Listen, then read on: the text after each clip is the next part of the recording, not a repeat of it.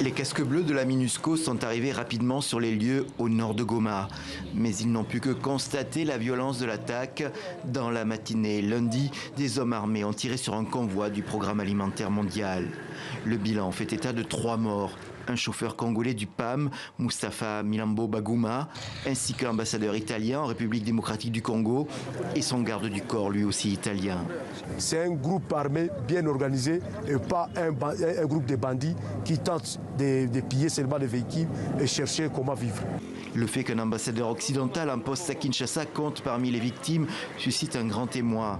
Mais cette région de la province du Nord Kivu, dit aussi territoire de Nyiragongo, est particulièrement violente et incontrôlée. Depuis 25 ans, plusieurs groupes armés l'ont mis en coupe réglée.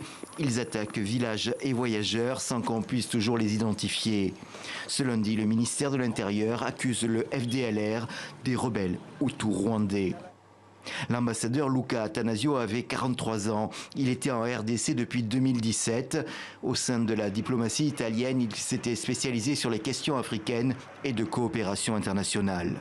Je promets au gouvernement italien que le gouvernement de mon pays mettra tout en œuvre pour découvrir qui est à la base de cet ignoble meurtre.